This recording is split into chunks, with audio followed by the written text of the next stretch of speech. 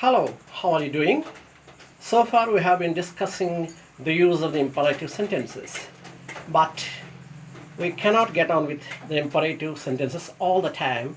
So today let's learn some assertive declarative sentences. We call some sentences declarative or assertive sentences when we say the facts or statements. For example, I say I'm a teacher. Here it is a statement, it's a fact. So we call it an assertive sentence or a declarative sentence. An assertive sentence begins with the subject followed by verb and then object or subject complement. I'm a teacher is an assertive sentence. Similarly, you are students. This is also an assertive sentence. I teach English. It is also an assertive sentence. You learn English. This is also an assertive sentence. But in assertive sentences, there are some different kinds of sentences. Today, let's learn how we can use assertive sentence to talk about ourselves or to talk about certain facts. Okay, now have a look at the board. The problematic simple present. Yes, the word simple present looks simple, but it's very difficult to use the simple present for non-native speakers, especially the beginners, because when the person changes, the verb takes the inflection.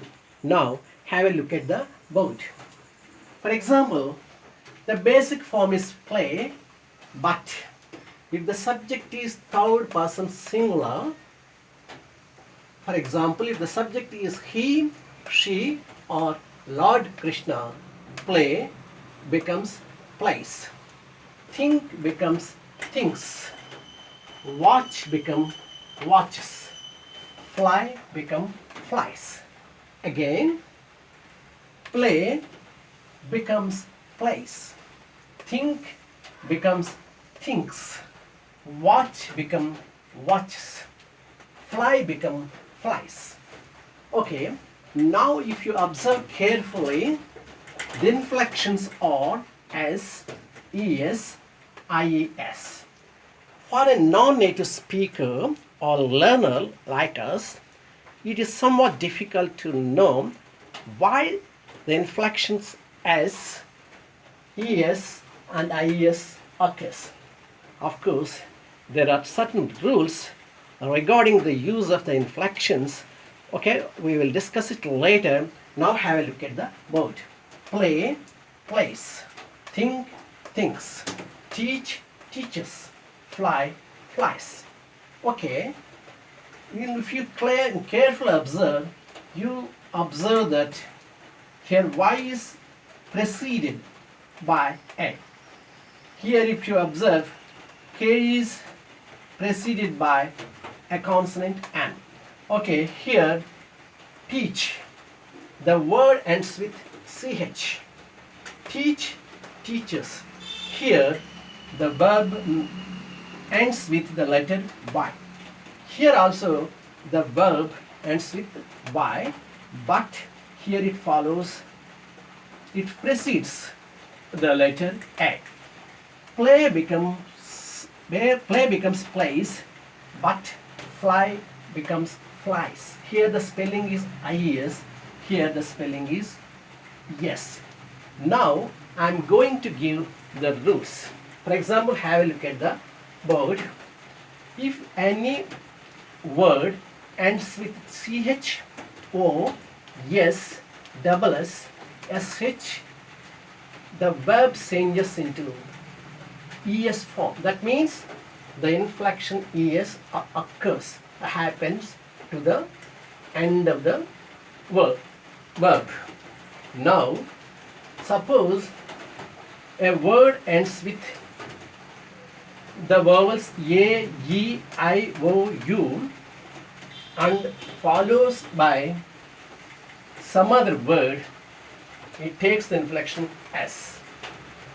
That means play becomes place. Similarly, if a word ends with any other letter, it becomes simply S. Okay, it may be somewhat confusing to listen to, but I will be explaining it tomorrow. But let's do some practice for today. For example, I'm using some assertive sentences. For example, we play cricket, but Lord Krishna plays the flute. Here, listen to me again. We play cricket. Lord Krishna plays the flute. When you listen to the sentence carefully, you might have observed that we play cricket. Here the verb is play. But if you listen to the sentence again, Lord Krishna plays cricket. Here the verb is plays. You might have observed that the verb takes the inflection S here because Lord Krishna is third person singular. You have to know very carefully what are the persons. Today I will explain what the persons are. In any language there are three persons. First person I and we. Second person is you. Third person is he, she, it, this, that. These are called third person singular. But if there are more than one things, persons or places, we consider it as third person plural. Of course, you may find it somewhat difficult today because we have explained so many things, but don't be confused. Let's do some practice again. I play cricket, but he plays cricket. We play cricket, but Lord Krishna plays the flute. Have a look at another sentence or listen to the another sentence. We go to the market, but he goes to the market. Again, listen to me. We play cricket, but he plays cricket. Okay. We go to the market, but he goes to the market. We watch TV, but he watches TV. Listen to me again. The bird flies, but the birds fly. Again, the birds fly, but the bird flies. You might have observed that when the subject is third person singular, that means if the person is not I, we, you, then the verb takes the inflection S, ES or IES. Okay, you may find it somewhat difficult to understand today because you are learners, but if you follow me regularly, you will definitely understand how to speak and write correctly. Okay, I am summarizing the lesson again. Today we have learned how to use the assertive sentences. I have also explained what an assertive sentence or a declarative sentence or a statement or a fact is. I am explaining again. An assertive sentence is a fact. It ends with a full stop. I am giving examples for assertive sentence again. I am a teacher. I teach English. You are a student. You learn English. In this way, we use assertive sentences to talk about ourselves or to talk about others. Okay, Tomorrow we will be learning very clearly once again. For today, I am signing off. I am JVN Narsinharam from India. Have a good day.